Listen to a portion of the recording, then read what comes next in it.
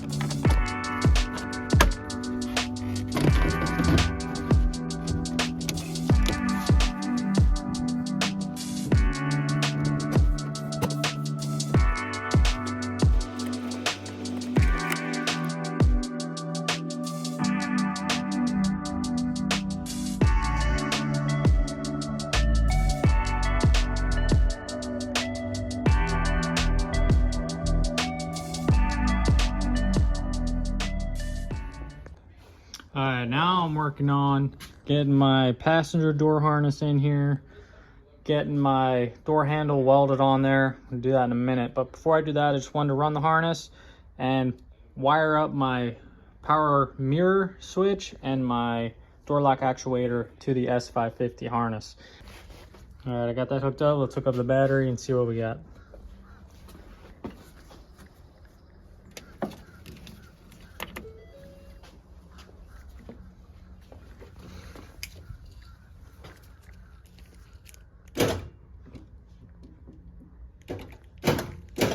Well, driver side works, but this side does not work. Let's see if the mirror switch works, and we'll get back to that.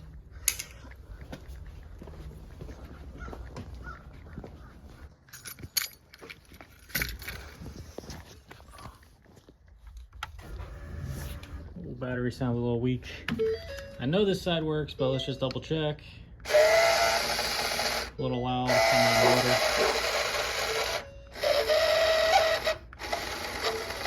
Well, we got it wired, right? Try the other side. Well, that one's even louder. That one might even be broken. I can see the mirror moving. Yeah, I think that's broken, but we got it wired. Now, to see what's up with the window switch, or the door lock switch, I do have my test light right here, so let's see if we get power when I hit the switch. Okay.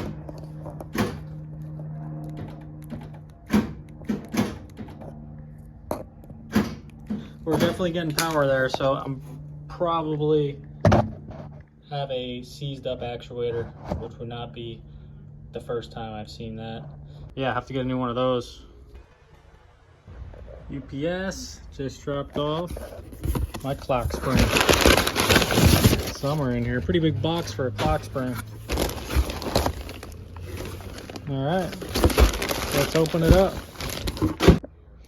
Now the reason I ordered this is because the donor car, the 2015 Mustang, was in an accident and I never had any control to my steering wheel buttons. I couldn't clear any of the messages on the gauges, and I'd come to pull this apart and the ribbon inside of here actually came off and it was separated in two pieces. So I'm hoping that this will fix my issue with power to the steering wheel buttons. One good thing about this swap using, you know, S550 parts is they're available and they're at a really good price. You know, trying to find stock Foxbody parts, if you find one, they're usually in bad shape and they're usually a high price. So it is good that these parts are available and they're out there for a good price. Nothing like an OEM part.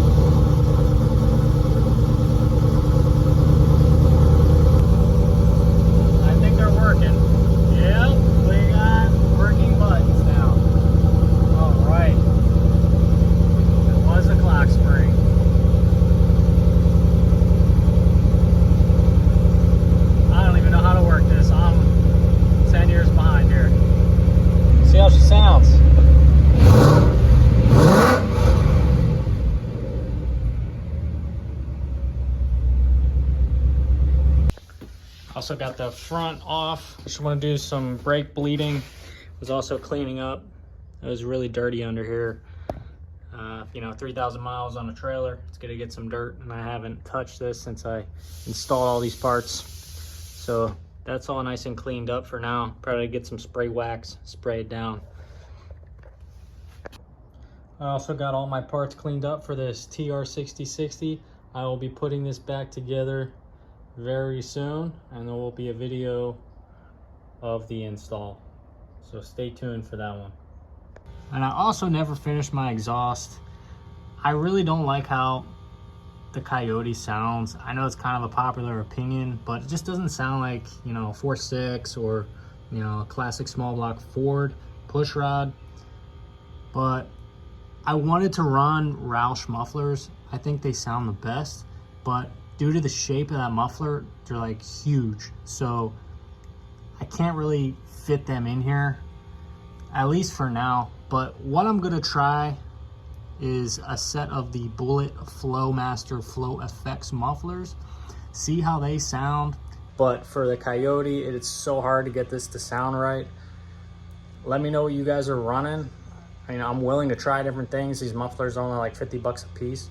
So worst case, I can just cut them and re-weld something else in there.